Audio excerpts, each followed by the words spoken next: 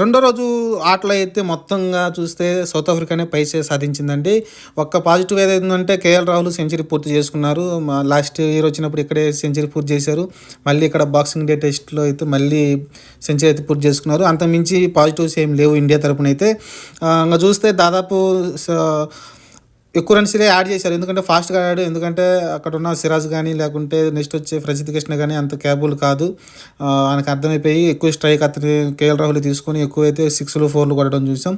త్వరగా అయితే 100 అయితే పూర్తి చేసుకున్నాడు. 100 పూర్తి చేసినప్పుడు అయితే బౌల్డ్ అయ్యి ఆ తర్వాత వచ్చిన ప్రసిద్ధ్ కృష్ణ కూడా ఎక్కువసేపు ఉండలేదు. అందరం వెంటనే అవుట్ అయిపోయింది. ఇంకా చూస్తే 240 టార్గెట్ అయితే ఉంది ఫస్ట్ ఇన్నింగ్స్లో వాళ్ళకైతే. సౌత్ ఆఫ్రికాకి అయితే మనం అనుకున్నాం 200 దాటితేనే చాలు, ఈ పిచ్ అంత ఈజీగా ఉండబోదని తెలిసింది. కానీ మార్కరం ఎల్గర్ ఇద్దరు బ్యాటింగ్ స్టార్ట్ చేసినప్పుడు అంతే అనిపించింది. స్టార్టింగ్ వాళ్ళు కూడా చాలా ఇబ్బందులు పడ్డారు. చాలా బాల్స్ అయితే మిస్సింగ్ అవుతూ ఉన్నాయి. బ్యాట్కి టచ్ చేయడానికి కూడా భయపడ్డ తీరులో అయితే బౌలింగ్ వేస్తూ ఉన్నారు మన వాళ్ళు అయితే. కానీ ఆ తర్వాత అయితే ఇంకా బౌలింగ్లో కొంచెం పసి తగ్గినట్టుంది. అంటే అలసిపోతారు కాబట్టి కొన్ని ఓవర్లు వేసిన తర్వాత మార్కరం వికెట్ సిరాజ్ తీసినప్పటికీ ఆ తర్వాత ఇంకా ఎల్గర్ కావచ్చు, జార్జీ కావచ్చు, వీళ్ళిద్దరూ చాలా స్ట్రాంగ్గా క్రిజ్లో నిలబడి అయితే 100 పార్ట్నర్షిప్, ఆల్మోస్ట్ 100 పార్ట్నర్షిప్ తోటి అయితే వాళ్ళిద్దరూ ముందుకు వెళ్తున్న టైంలో ఇంకా మన ఈ ప్రసిద్ధి సిరాజ్ కావచ్చు, లేకుంటే సాదుల్ టవర్ కావచ్చు, చాలా ఎక్కువ రన్స్కి అయితే వెళ్ళిపోయారు వాళ్ళు అయితే. ఒక టైంలో అయితే 4-5 పర్ ఓవర్ కూడా ఇచ్చారు వాళ్ళు. ఆ తర్వాత వికెట్లు పడ్డ తర్వాత ఏదైతే 100 పార్ట్నర్షిప్ తర్వాత వికెట్ ఏదైతే పడిందో జార్జిది, ఆ తర్వాత అయితే కొంచెం స్లో డౌన్ అయింది స్కోర్ అయితే. కంట్రోల్ చేయగలిగారు స్కోర్ అయితే. ఒక పక్కన బుమ్రా, ప్రసిద్ధ కృష్ణ కొంచెం హెల్తీగా రన్ రేట్ వేస్తున్నప్పటికీ వీళ్ళైతే ఎక్కువ పరుగులు ఇవ్వడంతో అయితే ఎల్గర్ అయితే ఈజీగా సునాయాసంగా ఆడుకుంటూ ముందుకెళ్ళిపోతున్నాడు. మంచి స్ట్రైక్ రేట్తో కూడా ఆడాడు అతను. 66 అంటే టెస్టుల్లో మంచి స్ట్రైక్ రేట్తో ఆడాడు. 140 పరుగులతోటి ప్రస్తుతం క్రిజ్లో ఉన్నాడు. చాలా సాలిడ్గా ఆడుతున్నాడు. అతనికి తోడుగా అయితే ఫస్ట్ జార్జీ సహకారం ఇస్తే తర్వాత బెడింగం కూడా 50 రన్స్ చేసి అతను కూడా సహకారం అందించాడు. వాళ్ళు కూడా 150 పార్ట్నర్షిప్ నియర్ వచ్చేసింది వాళ్ళిద్దరిది కూడా. ఇది చూస్తే ఇంకా ఎల్గర్ అయితే చాలా సాలిడ్గా ఉన్నాడండి. యాక్చువల్గా ఇది ఫేర్వెల్ మ్యాచ్ లాంటిది అతను. ఎందుకంటే ఈ 2 టెస్ట్ మ్యాచ్ల తర్వాత అతను అయితే రిటైర్మెంట్ ప్రకటించాడు.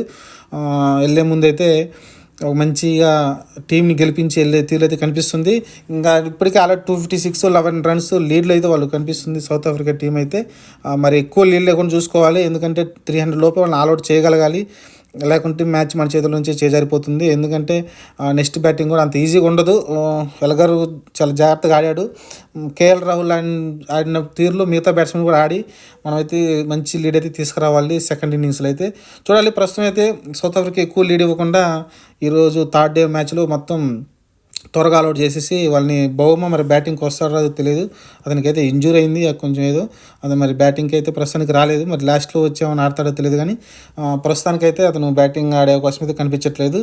కాబట్టి ఇంకా 9 మంది బ్యాట్స్మెన్ మనం అవుట్ చేయాల్సి ఉంటుంది. ఇది ఓవరాల్గా ఎల్గర్ అయితే సాలిడ్గా నుంచున్నాడు. అతను ఎంత త్వరగా అవుట్ చేస్తే మిగతా బ్యాటర్లు అందరూ నెక్స్ట్ వచ్చే అంతా కూడా యాన్సన్ కూడా మంచిగా ఆడతాడు. తెలిసిందే కదా, అతను T20లో కానీ మంచిగానే ఆడతాడు. అతన్ని అవుట్ చేస్తే మిగతా అందరూ కూడా పెద్దగా బ్యాటింగ్ ఎబిలిటీ ఏం లేదు. బర్గర్ కావచ్చు, కాటేజ్ కావచ్చు, కరాబిడా కావచ్చు, ఈజీగా అయితే అవుట్ చేసి 300 లోపు అవుట్ చేస్తేనే మనకైతే ఛాన్సెస్ ఉంటుంది, గెలుపు అవకాశాలు ఎక్కువ ఉంటుంది. ఎందుకంటే మనం నెక్స్ట్ టార్గెట్ ఎంత పెట్టాలనేది మనం డిసైడ్ చేసుకోవచ్చు ఈ పిచ్ మీద. ఎందుకంటే వాళ్ళు 300 లోపు అలౌట్ చేస్తే మనం కనీసం నెక్స్ట్ మ్యాచ్లో 250 కొట్టినా చాలు. 4th ఇన్నింగ్స్ వాళ్ళకి అంత ఈజీ ఉండదు కాబట్టి స్పిన్ కూడా కొంచెం అనుకూలించే అవకాశం ఉంటుంది. నిన్న అశ్విన్ వేసాడు, అంత ఎఫెక్ట్గా వెళ్ళాడు. కానీ ఎకానమికల్గా బౌలింగ్ వేసాడు. తక్కువ రన్స్ అయితే ఇచ్చాడు కానీ అంత ఎఫెక్ట్గా అయితే కనిపించట్లేదు. ఇంకా 4th డే ఏదైతే ఉంటుందో 4th ఇన్నింగ్స్లో అతను ఎఫెక్ట్గా ఉండొచ్చు అనిపిస్తుంది నాకైతే. అశ్విన్ అతనే, ఎందుకంటే ప్రస్తుతం అతనే తక్కువ స్కోర్ అయితే ఇచ్చాడు. 8 ఓవర్లో కనీసం 19 పరుగులు ఇచ్చాడు. చాలా తక్కువ ఇచ్చాడు అతనైతే. మిగతా వాళ్ళందరూ ఇచ్చారు కానీ మీరు చూస్తే సిరాజ్, సాదుల్ ఠాగూర్ అయితే 4.2, 4.8 ఉంది వాళ్ళది. ప్రసిద్ధ కృష్ణ కూడా 4.1 దాకా ఉన్నాడు. కానీ సిరాజ్ 2 వికెట్లు తీశాడు. సాదుల్ ఠాగూర్కి అయితే వికెట్లు ఏం పడలేదు. మరి చూడాలి. బుమ్రా ఒక్కడే కొంచెం వేస్తున్నాడు. మరి ఈరోజు మూడో రోజున డిసైడ్ అవుతుంది.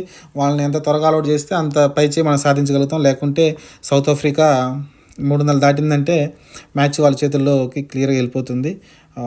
వాళ్ళే గెలిచే అవకాశం ఎక్కువ ఉంటుంది. చూద్దాం మరి 3వ రోజు ఏం మ్యాజిక్ చేస్తారు మన బౌలర్స్. సబ్స్క్రైబ్ చేయండి, లైక్ చేయండి, షేర్ చేయండి. Thank you.